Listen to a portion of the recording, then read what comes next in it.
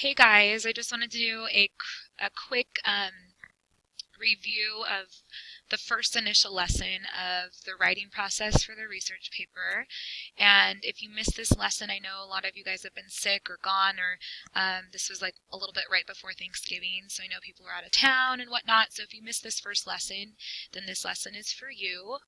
Or even if you just need a quick refresher on going back to the basics of summarizing and paraphrasing and including direct quotes, sometimes just revisiting how to do it can help you, especially since we're pretty deep into the writing process at the moment.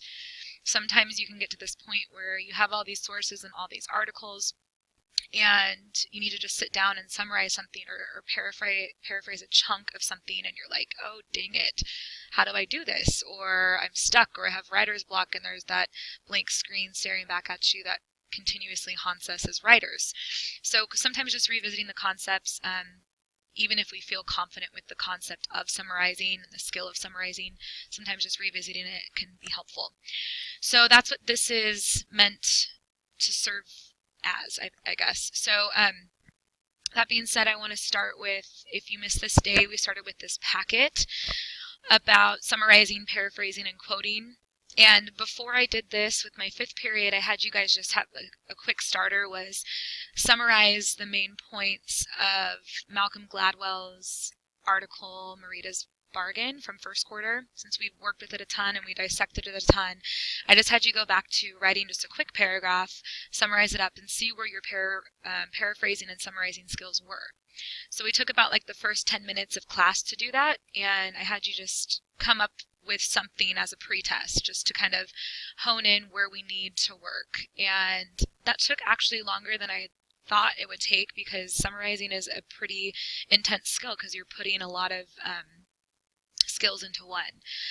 So from there, we kind of discussed why it was difficult and what was difficult about it, and then we went into defining the terms of quoting, paraphrasing, and summarizing. And so I will post these handouts on Google Classroom for you, but you can read through it. But obviously quoting, a direct quote is, it has to be identical to the original, and you're going to use just like a quick segment of a source and make sure that you're sorting it in accordance to MLA format.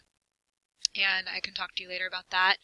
And then the paraphrasing and summarizing topics right here, or not topics, but terms, they are very similar, but they're also very different. So summarizing, down here, I'm going to start here because that's usually what our teachers have always told us. Like, okay, read this article, summarize its main points.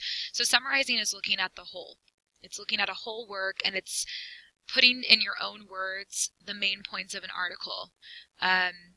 You also, obviously it's going to be like significantly shorter than the original, because like, for example, Marita's Bargain was like 15 pages, and we're summarizing it down to one paragraph. So you're really just, in an entire source, you're trying to narrow down the 3 to 4 main points the author is making, and you're trying to put that into your own words. Whereas paraphrasing, it's almost like I reference this, or I compare it like a magnifying glass. Like I'm taking a magnifying glass or a microscope, and I'm zooming into a portion of the text, and from that portion of the text I'm digging deeper. So like with summarizing, I'm looking at the breadth of a topic, like the overall topic, and then with paraphrasing, now I'm looking at like the first main point.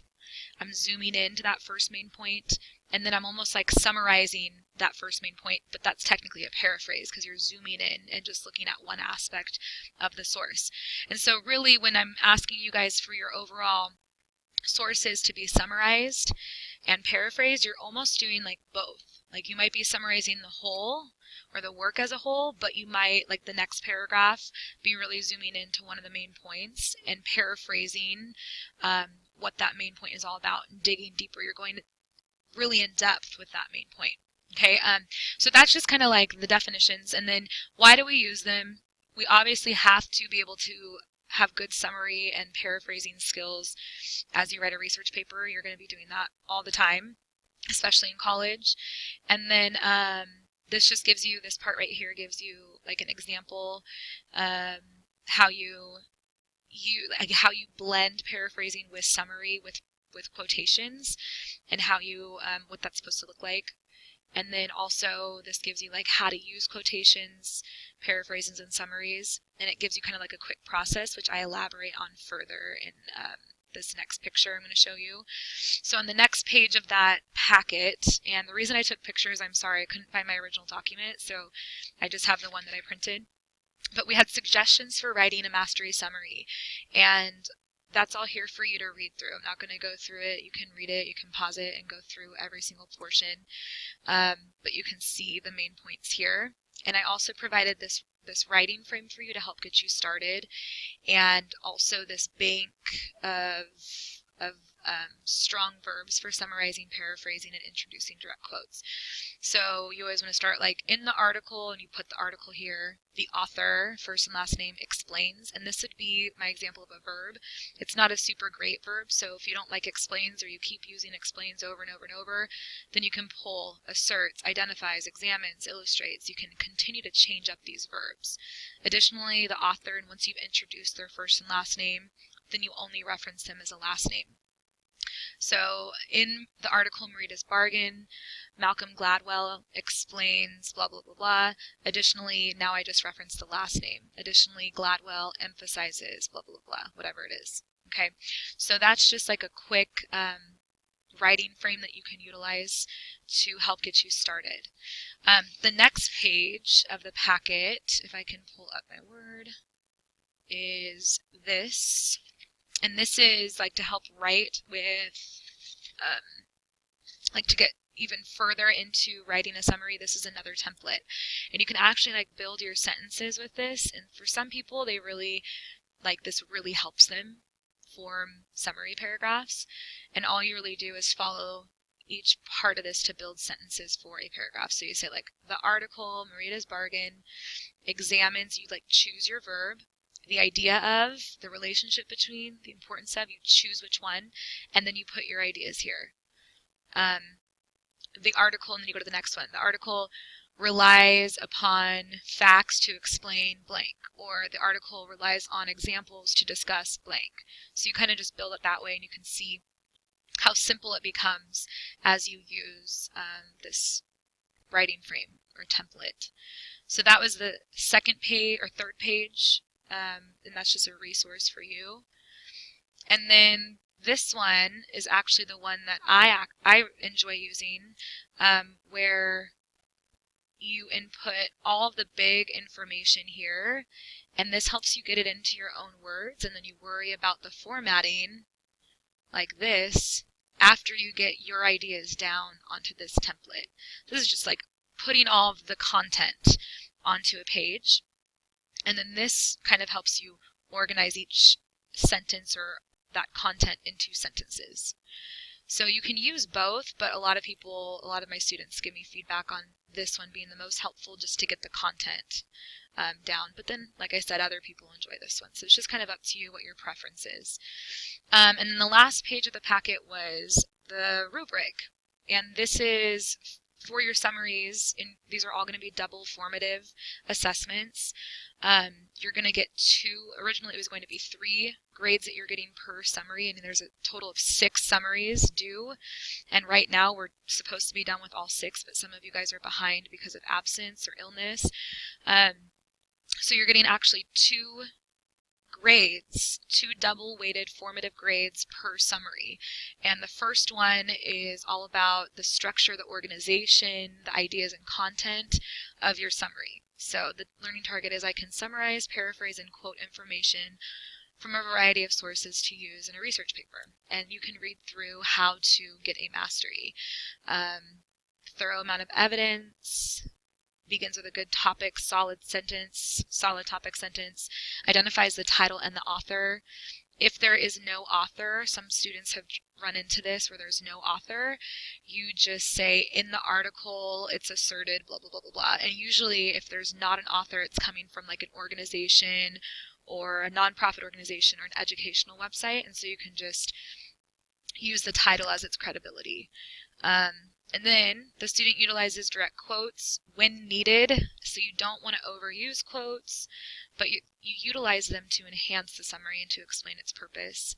And your tone is objective in third person. So we're not using I, me, my opinion. It's not you should think about this for second person. It's third person. It's language, or it's objective language, and it's free of bias. So you're just putting those points down, the author's points down, and later we can add commentary to make it persuasive. And then also utilizing a variety of strong verbs. Go back to that word bank that I showed you on page 2.